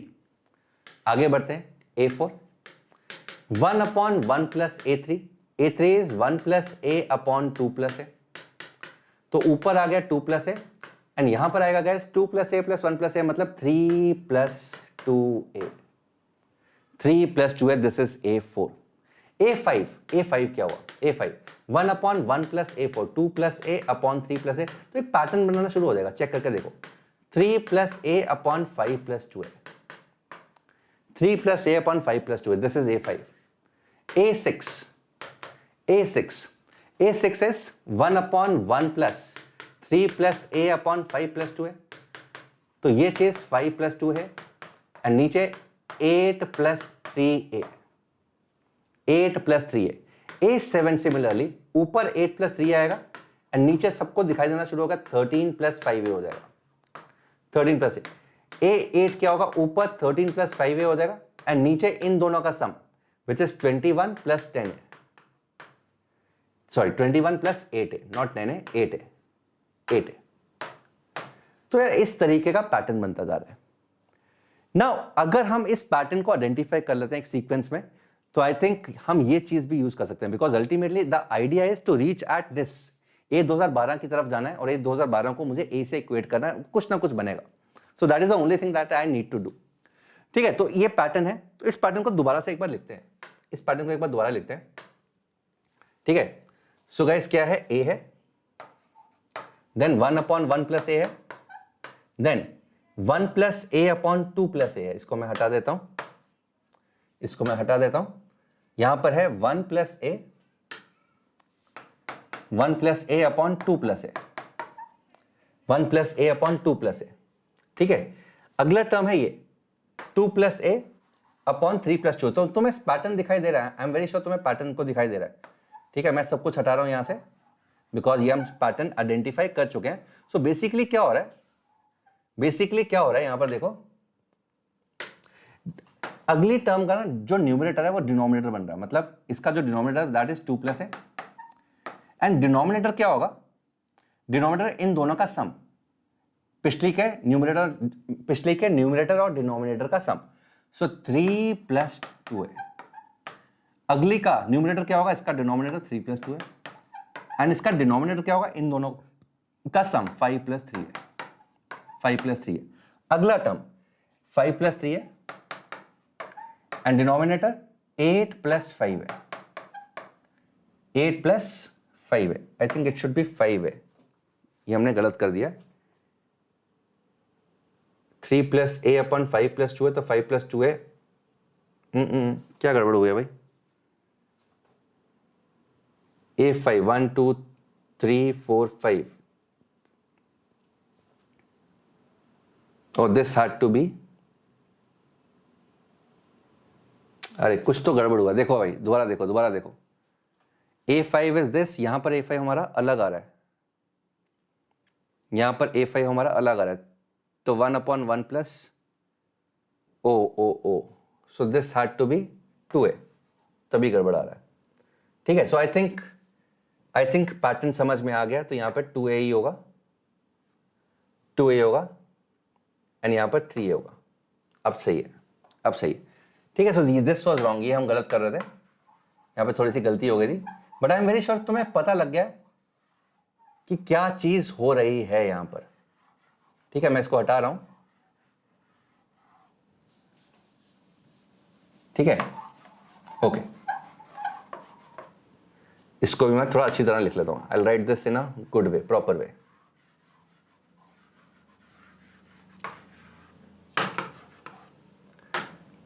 Okay guys, so first term is a, no problem with this. Second term is 1/1 plus a. Third term देखो, 1/1 plus this, तो 1/1 plus 1/1 plus 1/1 plus a. तो ऊपर आएगा 1 plus a और नीचे आ जाएगा 2 plus a. 2 plus a. अगला में 1/1 plus 1 plus a upon 2 plus a. तो ऊपर आ जाएगा 2 प्लस है, एंड नीचे आ जाएगा कितना, 2 प्लस 1, 3 प्लस 2 है. तो this was the mistake we were making earlier. तो यहां पर ऊपर 3 प्लस 2 है, एंड नीचे आ जाएगा 5 प्लस 3 है. 5 प्लस 3 है, एंड यहां पे आ जाएगा 8 प्लस 5 है. 8 प्लस 5 है. एलिमिनेटिंग दिस, खत्म करते हैं इसको. तो इस तरीके से पैटर्न बन रहा है. एक और लिख देते हैं, 8 प्लस 5 है, एंड यहां पर 13 प्लस 8 है. 13 प्लस 8 है अपॉन 21 प्लस 13 है. सो आई थिंक अब यहां पे पैटर्न सबको समझ में आ चुका है. ठीक है, यहां पर देखो, this is term 1, term 2, term 3, term 4, term 5 and so on. अब यहां पर देखो व्हाट इज वन थिंग जो कॉमन दिखाई दे रही है. सो एक तो ये दिखाई दे रही है, ये जो है ना और ये जो से है, ये दोनों सेम है. यहां पर same, this same, this and this same, this and this is also same. One more thing, एक और चीज, सीक्वेंस देखो क्या है. पहले 2 है, फिर 3 है, फिर 5 है. तो बेसिकली क्या है, यहां पे 0 कर सकते हैं, 0 plus. So basically 0 1 2 3 5 8 13 21 and so on. तो इस तरह का सीक्वेंस दिखाई दे रहा है हर जगह. ठीक है. तो स्टार्टिंग विद अगर ए का कोएफिशिएंट देखो, ए का कोएफिशिएंट कुछ ऐसा है. सो ए का कोएफिशिएंट यहां पर 1 है, यहां पर 1 है, यहां पर 2 है, यहां पर 3, यहां पर 5 है. सो 1 2 3 5 एंड सो ऑन. यहां पे 1 देखो, कांस्टेंट टर्म 1 1 2 3 5 8 13. सो 1 1 2 3 5 8 13. नीचे देखो 1 2 3 5 8 13. सेम सीरीज बन रही है इसी सीरीज में, बट कोई चीज आगे है, कोई चीज पीछे है. सो कहने से अगर मैं यहां पे कोशिश करूं बनाने की, दैट टी एन की अगर हम बात करें या ए एन की बात करें, a n, this is the sequence. Let's say इस सीक्वेंस को एफ एन बोल देते हैं. सो कहने से दिस सीक्वेंस ए एन का वैल्यू क्या होगा. अगर मैं ए थर्ड की बात करूं, ए थ्री इज अगर मैं ए थर्ड टर्म से शुरू करता हूं, सो this is first, second, third term में यहां पर 2 है, तो यहां पर अगर 2 है तो यहां पर fn आ जाएगा, fn आ जाएगा, प्लस यहां पर 1 है तो यहां पे fn माइनस 1 a आ जाएगा। ये 1 और ये 1 सेम है तो यहां पर भी fn माइनस 1 कॉन्स्टेंट आ जाएगा। एंड यहां पर a है तो a 2a 3a, third term में a है तो यहां पर गाइस यहां पर f, एक मिनट, यहां पे बढ़ रहा है तो यहां पर f उल्टा कर देते हैं, यहां पे fn प्लस 1 कर देते हैं, fn plus 1, fn plus 1, fn a, fn a। ध्यान से देखो, can I write this as this, can I write this as this, इसको मैं इस तरीके से लिख सकता हूं दैट an का value fn plus fn minus 1 है। अच्छा यहां पर अरे अरे अरे उल्टा हो गया, f उल्टा हो गया, यहां पे fn, यहां पर fn माइनस 1, ये पीछे चल रही है ना, a वाली सीरीज ऊपर वाली पीछे चल रही है। इसको दोबारा लिखते हैं, एक मिनट, इसको दोबारा लिखते हैं। So this is as, this can written as fn plus fn minus 1 times a upon fn plus 1 plus fn times a। अब मैं किस तरीके से डिफाइन करूं, ये देखो, f0 को ना 1 लिख रहा हूं, f0 को 1, f1 को 1 एंड f2 को सॉरी f0 को, एक मिनट, f0 को 0 लिखते हैं, f1 को 1 एंड f2 को 0 1 1 चल रहा है ना, अच्छा 0 1 1, f2 को f0 plus f1 and fn को fn minus 1 plus fn minus 2 for all n greater than और equal to 2, for all n greater than और इक्वल टू 2। अब देखो ध्यान से, एग्जैक्टली सेम सीक्वेंस बनेगी, एग्जैक्टली सेम सीक्वेंस। तो f2 का वैल्यू भी 1 है, f3 का वैल्यू 2 हो जाएगा। तो बेसिकली सीक्वेंस क्या है, 0 1 1 2 3 5, 0 1 1 2 3 5, इस तरह से सीक्वेंस बन रही है। तो मैं इसी तरीके से सीक्वेंस बना रही, फिबोनाची टाइप का, एग्जैक्टली फिबोनाची टाइप का, फर्स्ट और सेकंड टर्म्स बस अलग अलग है, बाकी सब कुछ सेम है। तो गाइस देखो यहां पे अगर मैं सेकंड टर्म की बात करूं, f2 की बात करूं, a2 की बात करूं, यहां से देखो चेक करके देख लेते हैं। a2 की अगर हम बात करें, a2 is going to be f2 plus f1a, f2 plus f1a upon f3 plus f2a, f3 plus f2a. Now what is f2? This is 1, this is 1, so 1 plus a upon f3, f3 क्या होगा, f3 is going to be 2 plus a, and इसी तरीके से चीजें आगे बढ़ती रहेंगी। For example अगर मैं a4 की बात करूं, what is going to be a4? just verify a4 का वैल्यू क्या होगा, f4 plus f3a upon f5 plus f4a। Sequence है ये 0 1 1 2 3 4, तो f0 f1 f2, ये f3 है, ये f4 है, f3 f4 पुट कर दो। f4 का वैल्यू 3 है तो गैस ये होगा 3 plus f3 is 2a upon f5 is 5 plus 3a, so this is a4, ठीक है। सो a1 a2 a3 a4 exactly same चीज बन रही है हमारी इस सीक्वेंस के साथ। तो मैंने ये सीक्वेंस कैसे आइडेंटिफाई किया, ऑब्जर्वेशन से, ऑब्जर्वेशन। तो सीक्वेंस 0 1 1 2 3 4, सो f0 को 0 ले लिया, f1 को 1, f2 का वैल्यू पिछली दो टर्म्स का सम, एंड इस तरीके से सीक्वेंस आगे चलता जा रहा है। सो an का वैल्यू ये है fn plus fn minus 1a upon fn plus 1 plus fn times a। अब आते हैं इसके बाद इस चीज पे, क्योंकि इस चीज को तो अभी हमने यूज नहीं किया, अब मैं इस चीज को यहां पे यूज करूंगा और a का वैल्यू निकालने की कोशिश करूंगा किसी तरीके से। fn का वैल्यू ये है, तो दोबारा मैं an का वैल्यू ये लिख लेता हूं। सो an is this, so guys an का वैल्यू क्या है लिख लेते हैं। सो दिस इज f, क्या था, fn plus fn minus 1a upon fn plus 1 plus fn times a, और सीक्वेंस क्या था, f0 का वैल्यू था 0, f1 का वैल्यू था 1 f2 का वैल्यू या f2 onwards fn is equal to fn-1 plus fn-2। इसके बाद से चीजें सेम हो रही हैं, इसके बाद से चीजें इसी तरीके से चल रही हैं, डन हो गया। fn is fn-1 plus fn-2 for all n greater than or equal to 2। so sequence क्या है, 0 1 1 2 3 5 8 13 and so on, इसी तरीके से sequence. now it has also given that a 2012 is equal to a 2012 की और a की value exactly same होने वाली है। let us put so f 2012 plus f 2011 a upon f 2013 f 2012 a is equal to a।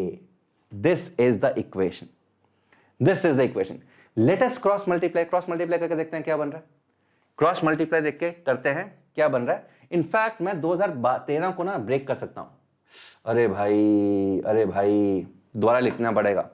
So A N का value guys, A N का value मुझे देखना पड़ेगा, F is F N plus F N minus 1 A upon F N plus 1 plus F N A. ये आया था, ठीक है। और सीक्वेंस क्या था, 0 1 1 2 3 5 और ये गिवन था कि ए 2012 का वैल्यू ए के इक्वल है, ए 2012 का वैल्यू ए के इक्वल है। So f 2012 plus f 2011 a is equal to यहां upon f 2013 plus f 2012 a is equal to a. Cross multiply, so f 2012 plus f 2011 a is equal to a times f 2013 को break कर दिया हमने, f 2012 plus f 2011 plus f 2012 a. तो basically what we have done is हमने f 2013 को ऐसे break कर दिया, ऐसे ब्रेक कर दिया। अब गाइस यहां पर देखो एफ 2011 है, ए टाइम्स एफ 2011, तो ये हो गया इससे कैंसिल, एफ 2011 के एफ 2011 है, तो बाकी सब कुछ ना एफ 2012 की टर्म्स में है। सो एफ 2012 अगर मैं कॉमन लेता हूं तो क्या बचेगा यहां पे, a square plus a minus 1 is equal to 0। So f 2012 into this is 0। Now clearly इन दोनों का प्रोडक्ट 0 है, तो ये तो बॉस 0 हो नहीं सकता बिकॉज ये तो इंक्रीजिंग सीक्वेंस है, ये तो इंक्रीजिंग सीक्वेंस है, तो ये 0 हो नहीं सकता। इसका मतलब this is the only thing which is 0। So a square plus a minus 1 का वैल्यू है 0। मुझे क्या पूछा था, sum of the possible values या sum of squares of the possible values. So guys clearly यहां पर अल्फा प्लस बीटा का वैल्यू माइनस है, these are the possible values a1 और a2, यही दो पॉसिबल वैल्यूज हैं जो इसको सेटिस्फाई करती हैं। सो अल्फा प्लस बीटा का वैल्यू माइनस ए है, अल्फा बीटा का वैल्यू -1 है, sorry -1, alpha beta is also -1। So alpha square plus beta square is going to be alpha plus beta का whole square minus 2 alpha beta. So alpha plus beta का whole square 1 minus 2 times -1, so answer is going to be 3। So this was a tough one guys. इसका ये चीज थोड़ी सी tougher side में थी because वो sequence ये आइडेंटिफाई करना थोड़ा सा मुश्किल था। बट अगेन गाइस 5 नंबर के क्वेश्चन अगर करने हैं, तुमने पिछले साल भी 5 नंबर के क्वेश्चन देखे होंगे, देयर वर सर्टेन क्वेश्चंस जो कि थोड़े से मुश्किल थे, थोड़े से क्या काफी मुश्किल थे, बट कॉन्सेप्चुअली अगर स्ट्रांग हो तो उनको तुम आराम से कर पाओगे। तो sum of squares of all the possible values of the first term is going to be 3। This was the question which was asked, so 3 was the right answer. I hope this is clear. This was an amazing question. इसको guys अगर समझ में नहीं भी आया, it is perfectly fine. थोड़ी देर बाद fresh mind के साथ इसको दोबारा से देखने की कोशिश करना। I am very sure you will be able to find this answer. Amazing. So इसका answer sum of squares of all the possible values of a is answer is 3। 3 is the right answer. Got it? So this was an amazing question, बहुत ही बढ़िया question था। The trick was किसको identify करना यार। और अगर इस तरह की चीजें आती हैं बाई चांस, तो अब तुम्हें पता है यार किस तरीके से खुद सीक्वेंस बनाकर तुम इसको इस तरह से रेकरेंस की फॉर्म में लिख सकते हो, Fibonacci type. So this is basically an application of the Fibonacci sequences. Amazing मेरे बच्चों। सो 3 is the right answer. I hope this is clear. ये पीडीएफ अटैच रहेगा डिस्क्रिप्शन के अंदर, तो इसको तुम आराम से कभी भी डाउनलोड करके आराम से नजर मार सकते हो। चलो मेरे बच्चों, so last question of this session which is the conceptual question as told. ये प्रीवियस ईयर आरएमओ का क्वेश्चन है. लेट्स सी कितने लोग इसको कर सकते हैं. So question is this guys. So those are 8 का क्वेश्चन है ये आरएमओ का. So 3 non zero real numbers ABC are set to be in HP if 1/a plus 1/c is 2/b. ये सबको डेफिनेशन पता होती है एचपी की. नहीं पता तो उसके लिए ये डिफाइन की गई. तो बेसिकली अगर रेसिप्रोकल्स एपी में है तो sequence is set to be in HP. Find all the 3 term HP. कितनी टीम 3 टर्म्स एचपी हैं, प्रोग्रेशन है ABC of strictly increasing positive integers. मतलब a is less than b is less than c इस तरीके से. और ये इंटीजर्स हैं in which a is 20. so basically this a is 20. तो ये हमें फाइंड करना है ऐसे कितने HP हैं इंक्रीजिंग सीक्वेंस के कि पहला टर्म 20 है and also B divide C. ये भी एक और. तो these are the 2 conditions. 20 is less than B is less than C. A is 20, पहली टर्म 20 है. ABC HP में है. 20 B से छोटा है, B C से छोटा है और B C को डिवाइड भी करता है. ये भी एक इंपॉर्टेंट स्टेटमेंट है. चलो गाइस, इसको करने की कोशिश करो. Take around 15 minutes.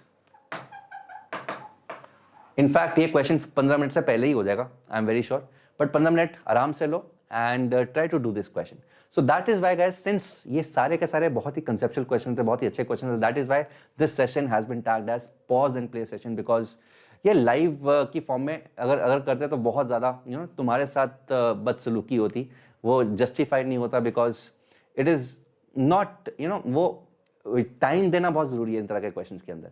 ठीक है, अगर मैं टाइम नहीं दूंगा और फटाफट से क्वेश्चन दिखा के आंसर कर दूंगा, it would not be justified. So again pause everyone, try around 15 minutes. नहीं होगा, अगर तुम्हें लगता है कि you are close to the answer, कोई बात नहीं, आगे बढ़ो, 15 मिनट को छोड़ दो. बट अगर तुम्हें लगता है कि 15 मिनट के अंदर सारे आइडियाज ड्राइड अप हो गए, then you can see the solution. चलो मेरे बच्चों, अब आते हैं इसके सोल्यूशन पे. सो क्या दिया हुआ है, अगर मैं इसको देखूं तो इसको सिंप्लीफाई करके सबको ये समझ में आ गया, b is to ac upon a plus c.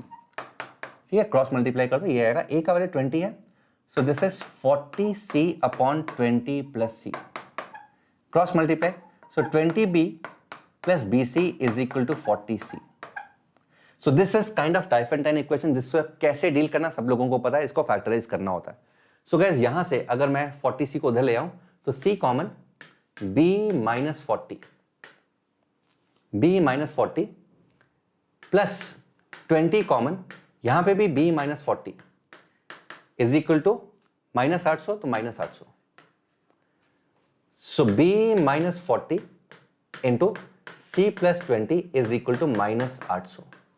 800 plus कर दो तो 40 minus b into c plus 20 is 800.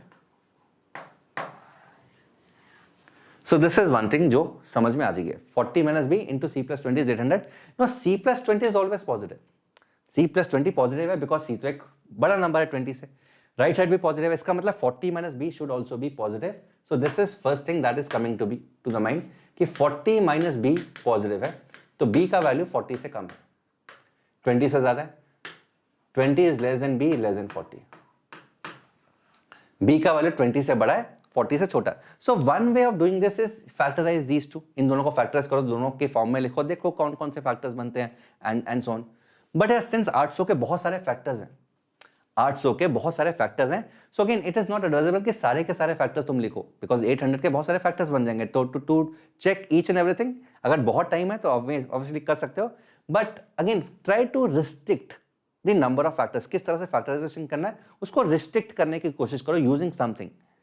अब क्या गाइस, b का वैल्यू 40 माइनस b का वैल्यू 20 से 40 है, तो हम क्या करते हैं 40 माइनस b का रेंज निकालने की कोशिश करते हैं. Let us try to find the range of 40 minus b.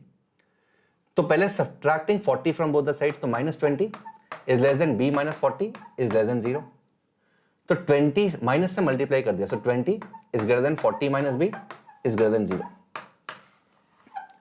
So 40 minus b का वैल्यू ना 0 से 20 के बीच में. तो दिस फैक्टर, जो पहला वाला फैक्टर है ना, पहला वाला फैक्टर ये है 0 से 20 के बीच में. अब 800 के फैक्टर्स बहुत सारे हैं और पहला वाला फैक्टर जो है ना वो 0 से 20 के बीच में, वो लिमिटेड होंगे, वो पक्का है. 800 के फैक्टर्स तो बहुत सारे हैं, तो बहुत सारे वेज में इसको इन दोनों की टर्म्स में लिखा जा सकता था, फिर चेक करना पड़ता.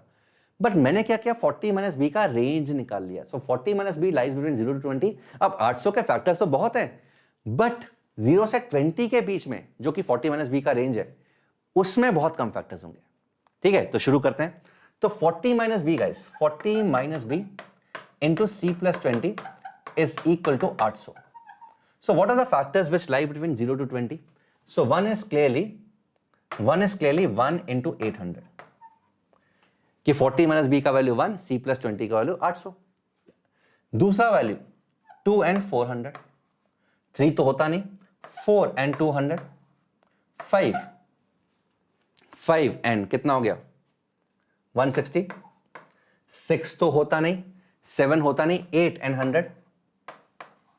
8 and 100. 9 होता नहीं, 10 and 8. 10 and 8. 10 and 8. ठीक है, एक मिनट, 10 and 80, सॉरी 8 नहीं 80. 11 होता नहीं, 12 होता नहीं, 13 होता नहीं, 14 होता नहीं, 15. क्या 15 होता है? 15 भी नहीं होता. 16 होता है, 16 बिल्कुल होता है. तो 16 इंटू 50. 16 इंटू 50. उसके बाद 17, 18 नहीं होता, 19 नहीं होता, 20 इंटू 40. और 20 इंटू 40 मानेंगे नहीं, बिकॉज 40 माइनस बी स्ट्रिक्टली 20 से छोटा है.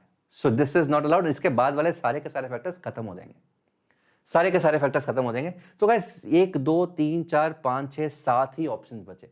यहां से BC का वैल्यू निकालो और देख लो कितने वेज में BC को डिवाइड करता है. This is the only thing which is left now. BC को डिवाइड करता है, this is the only B. अगर 40 माइनस बी का वैल्यू 1 है तो B और C की वैल्यूज लिख लेते हैं. B और C की वैल्यूज फर्स्ट केस में 40 माइनस बी 1 है तो B का वैल्यू 39, C प्लस 20 800 है, C का value 780. So clearly B divide C. Done है. 40 माइनस बी 2 तो B का वैल्यू 38, C का वैल्यू 420 नहीं 380, सॉरी 420 नहीं, कम माइनस होगा, 380. It is going to be 380. Done है. B divide C. 40 minus B 4 तो B का वैल्यू गाइस, B का value is going to be 36, C का वैल्यू 180. डन है. 5 से होता है. 40 माइनस बी इज 5, B इज 35 एंड C इस केस में 140. 35 एंड 140 होता है क्या? 4 बिल्कुल होता है. ये भी होता है. 35 एंड 140 भी होता है. 40 माइनस बी इज 8 तो 40 इज 32 एंड C का वैल्यू 80. ये नहीं होता, ये नहीं होता. 40 minus B is 10 so B का वैल्यू है 30, यहां पर लिख रहा हूं 30. C का value is going to be 60. बिल्कुल होता है, बिल्कुल होता है. 40 minus B is 16 so B is कितना 24 एंड C का value is going to be 30. ये भी नहीं होता. सो कितने पेयर्स हैं? So 1 2 3 4 5, only 5 pairs out of 7, only 5 are satisfying. So ऐसे कितनी हार्मोनिक, तो 8 और 20 था. सो हार्मोनिक मींस कैसे प्रोग्रेशन होंगे satisfying the same condition that 20 is less than B is less than C. एक तो ये हो गया. And also B divides it, there will be 5 such harmonic progressions. So 20 39 780, 20 38 380, 20 36 180, 20 35 140 and 20 30 60. There will be 5 such HPs, guys. So I hope this is clear to everyone. This was an amazing question again, जो कि आरंभ में पूछा गया था. I'm very sure तुमसे हुआ हो या ना हुआ हो, बट नॉलेज इस सेशन के बाद अमेजिंग तरीके से बढ़ा होगा. This is something which I can guarantee, and that is why guys, that is why this session had to be pause and play session. Because अगर मैं नॉर्मल तरीके से करता और तुम्हें टाइम नहीं देता सॉल्व करने का और सिंपल सॉल्यूशंस लिखने शुरू कर देता, it would not have justified. वो बिल्कुल भी जस्टिफाई नहीं करता. So that is why it had to be a pause and play session for all you guys. I hope you enjoyed this and बहुत आई एम वेरी श्योर कि यार इस तरह के क्वेश्चंस जब भी मैं करवाता हूँ, हर टाइप के बच्चों को करवाता हूँ, तो लेवल में इजाफा होता ही होता है. कुछ ना कुछ नया सीख के ही जाते हैं बच्चे. आई एम वेरी श्योर इन तरह के क्वेश्चंस के अंदर भी तुमने कुछ ना कुछ अगर जितना भी आता हो कुछ ना कुछ तो नया सीखा ही होगा. सीखा है तो लाइक करना मत भूलिएगा. Right, so that is it guys. I hope you enjoyed this and this is my Telegram ID. And before we go, this is the last day. आज लास्ट डे है, आखिरी डे. एड फेस्ट चल रहा है, discounts हैं, दशहरा, का discount coupons हैं and ये 5 दिन चलना था. This is the last day guys and if you want to apply for this course, you want to buy this course, almost 8-9 lectures हो गए हैं, बहुत सारे चैप्टर्स पेंडिंग है, ज्योमेट्री शुरू होने वाली है. If you want to be part of this course you will get for 1388 today. इसमें भी 50% डिस्काउंट है, थोड़ा सा जीएसटी लग जाता है. 1388 पे ये कोर्स तुम्हें आज मिल रहा है. सो do not delay this. The coupon code is already applied. The link is there in the description box. मैं तुम्हें दिखा देता हूँ किस तरीके से करना है. Before I go, this is the aim. इसको हमेशा याद रखना मेरे बच्चों, इसको याद रखना. जो हम कर रहे हैं, जो मैं करवा रहा हूँ, जो तुम कर रहे हो, इसी एम के लिए कर रहे हैं. इसको कभी मत भूलना, बिकॉज इसको आगे रख के, आंखों के सामने रख के तुम पढ़ाई करोगे ना तो अच्छी कंसंट्रेशन से पढ़ाई होगी, बिकॉज देश से ऊपर कुछ नहीं है. Got it? चलो guys, and those of you who want to take this course, तो क्या करना है उनको, डिस्क्रिप्शन में जाना है. डिस्क्रिप्शन में guys this is the course, यहां पर जाओगे, लिंक करोगे, this is the course overview, buy now पे क्लिक करोगे जैसे ही, तो कूपन कोड लग के ये 1388.50 पे हो जाएगा. This is only and only for today guys, so do not miss this chance to take this awesome course for this amount. इस कोर्स का वैसे जो प्राइस होना चाहिए that is way beyond your imagination, because जहां पर इस course में जो हम करवाने की कोशिश कर रहे हैं ना guys, that is not only, जो मैं पहले भी बता रहा था, सिर्फ और सिर्फ कंटेंट सिखाने का कोशिश नहीं है. इसमें तुम्हें यह सिखाने की कोशिश करना है किस तरीके से सोचना है, किस तरीके से आगे बढ़ना है, किस तरीके से नए क्वेश्चंस को अटैक करना है, वो करवाने की कोशिश करना है. Apart from the content, number theory, geometry, algebra, combinatorics, functions, ये सब तो होना ही है. उसके अलावा ये सब नई चीजें सीखने की, फंक्शंस के क्वेश्चंस असाइनमेंट से कैसे करना है, कितने अमेजिंग क्वेश्चन है, एक एक क्वेश्चन का सोल्यूशन दिया हुआ है, टेस्ट के एक एक क्वेश्चन का सोल्यूशन है. अब तो हमने वीडियो सोल्यूशंस भी बनाने शुरू करते हैं, जो कि बहुत सारे बच्चों के साथ जल्दी शेयर होने वाले हैं. So awesome things that we are doing in this particular course. This has been designed by 3 IITians. So I will be taking, Lohit sir and Chetan sir will be taking this course. तीनों ने 1/3 हिस्सा बांटा हुआ है. So if you want to take this now. This is an amazing opportunity. बाद में दोबारा, मुझे पता है बहुत सारे बच्चे लेंगे ये कोर्स, मना नहीं करता कोई, but this is at the lowest price. So again, for your benefit. So that is it guys. I hope you've enjoyed this. Take care. God bless you and keep liking, keep subscribing to this amazing channel. Bye everyone.